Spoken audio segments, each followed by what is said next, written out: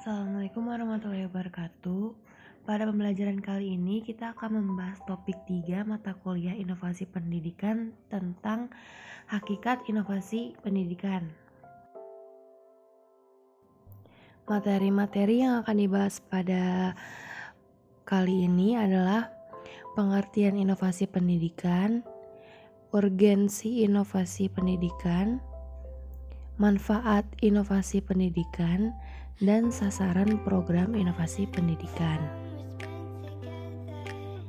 Apa itu inovasi pendidikan? Inovasi pendidikan merupakan suatu ide, produk, atau hasil karya baru yang bisa digunakan sebagai pembaharu untuk mencapai tujuan pendidikan atau menyelesaikan permasalahan di dunia pendidikan. Mengapa harus ada inovasi dalam pendidikan? Yang pertama, karena inovasi merupakan upaya memecahkan masalah-masalah praktik pendidikan supaya dapat berjalan sesuai dengan visi, misi, dan tujuan pendidikan. Inovasi juga memberikan kepuasan kepada stakeholders pendidikan sehingga mendatangkan keuntungan dan kemajuan. Inovasi dibutuhkan dalam dunia pendidikan karena pentingnya menyediakan pendidikan yang bermutu dan penyelenggaraan yang akuntabel. Pentingnya pendidikan mengantisipasi perubahan eksternal sehingga memberikan daya asing dan keunggulan bangsa di tengah pergaulan dunia global. Lalu, apa sih manfaat inovasi pendidikan? Inovasi pendidikan itu bermanfaat untuk memecahkan masalah-masalah pendidikan dan membantu tercapainya tujuan pendidikan. Selanjutnya terdapat sasaran inovasi pendidikan. Yang pertama adalah guru.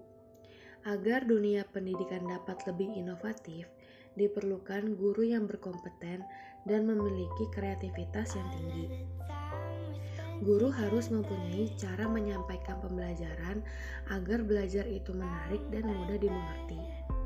Peran guru pada inovasi di sekolah tidak terlepas dari tatanan pembelajaran yang dilakukan di kelas. Guru harus tetap memperhatikan sejumlah kepentingan siswa, di samping harus memperhatikan suatu tindakan inovasinya. Sasaran yang kedua adalah peserta didik. Prioritas paling tinggi di sekolah adalah berpusat pada minat dan kebutuhan siswa. Jadi, semua unit pekerjaan di sekolah diabdikan pada kepentingan siswa sesuai dengan tujuan dari pendidikan di sekolah tersebut. Sasaran yang ketiga adalah kurikulum. Tanpa kurikulum, inovasi pendidikan tidak akan berjalan sesuai dengan tujuan inovasi. Oleh karena itu, dalam inovasi pendidikan, semua perubahan yang hendak diterapkan harus sesuai dengan perubahan kurikulum. Kemudian fasilitas. Fasilitas termasuk sarana dan prasarana pendidikan. Tidak bisa diabaikan dalam proses pendidikan, khususnya dalam proses belajar mengajar. Dalam inovasi pendidikan, fasilitas ikut mempengaruhi kelangsungan inovasi yang akan diterapkan. Tanpa fasilitas, pelaksanaan inovasi pendidikan tidak akan berjalan dengan baik. Sasaran selanjutnya ialah lingkup sosial masyarakat. Dalam menerapkan inovasi pendidikan, lingkup sosial masyarakat tidak secara langsung terlibat dalam perubahan tersebut, tetapi bisa membawa dampak baik positif maupun negatif dalam pelaksanaan pembaruan pendidikan. Berikutnya terdapat contoh inovasi pendidikan. Yang pertama, cara belajar siswa aktif atau CBSA yang kemudian dikembangkan menjadi kurikulum KTSP dan kurikulum 2013.